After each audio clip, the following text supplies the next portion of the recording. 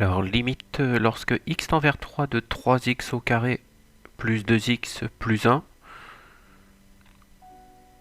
Donc, c'est tout simplement égal à 3 fois 3 au carré plus 2x plus 1.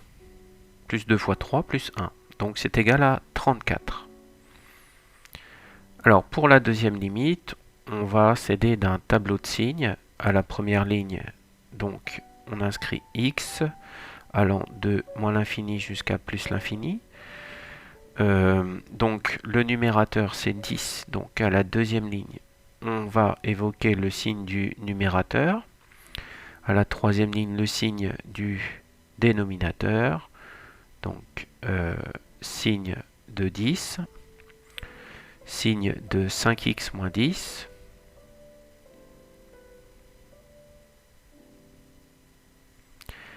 et dans la dernière ligne du tableau de signes, le signe du quotient de 10 par 5x moins 10.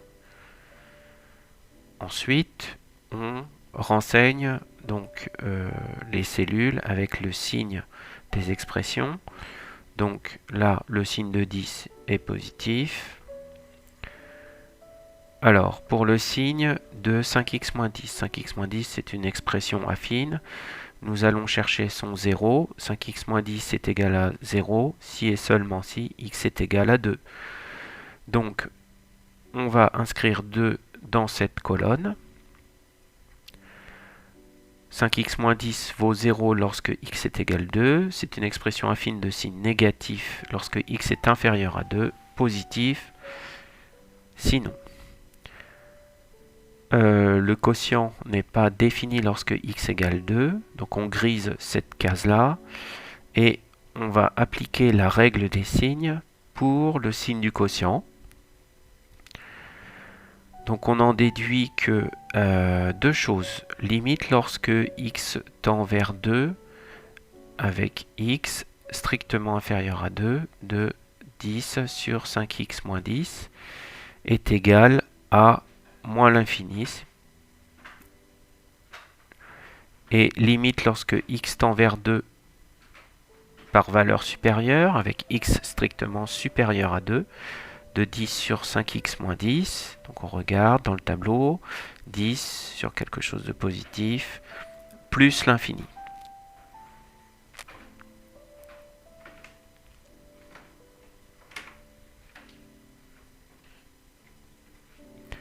Alors, quatrième limite, même chose, donc on prépare un tableau de signes de l'expression. Donc on aura une ligne pour x allant de moins l'infini jusqu'à plus l'infini, le signe de moins 2, le signe de x au moins 1 au carré. Alors x moins 1 au carré s'annule si et seulement si x moins 1 s'annule, si et seulement si x est égal à 1. Donc le 1, on le fait apparaître dans la première ligne du tableau. C'est la seule valeur remarquable que nous allons faire apparaître dans le tableau. Maintenant, on peut renseigner le signe de chacune des expressions de ce tableau. Alors le signe de moins 2, c'est négatif. Le signe de x moins 1 au carré, le carré d'un nombre réel est toujours positif. Il est nul lorsque ici x est égal à 1. On rappelle quelques petites valeurs dans le tableau et on en déduit, en appliquant la règle des signes, le signe du quotient de moins 2 sur x moins 1 au carré, qui n'est pas défini lorsque x est égal à 1 et qui est négatif sinon. On en déduit que limite lorsque x tend vers 1 avec x strictement inférieur à 1 de moins 2 sur x moins 1 au carré est égal, alors moins 2 sur quelque chose de positif, ça fait moins l'infini. Et limite lorsque x tend vers 1 par valeur supérieure de moins 2 sur x moins 1 au carré, c'est également égal à moins l'infini.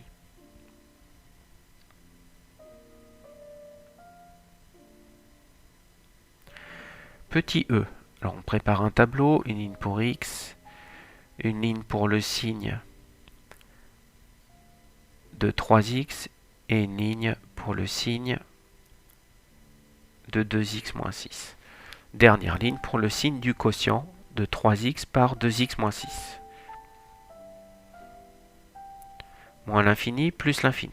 On va rechercher les zéros du numérateur. 3x est égal à 0 si et seulement si x est égal à 0. 2x moins 6, pareil pour le dénominateur, est égal à 0 si et seulement si x est égal à 3. Donc, on complète la première ligne avec 0 et 3.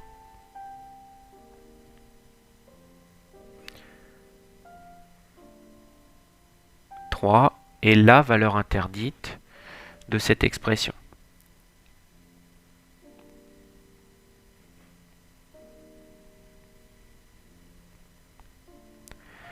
Alors, 3x s'annule lorsque x est égal à 0, négatif si et seulement si x est strictement inférieur à 0.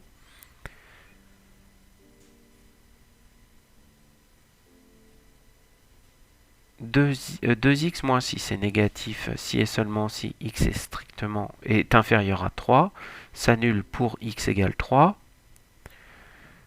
Donc, par application de la règle des signes, on en déduit le signe de 3x sur 2x moins 6.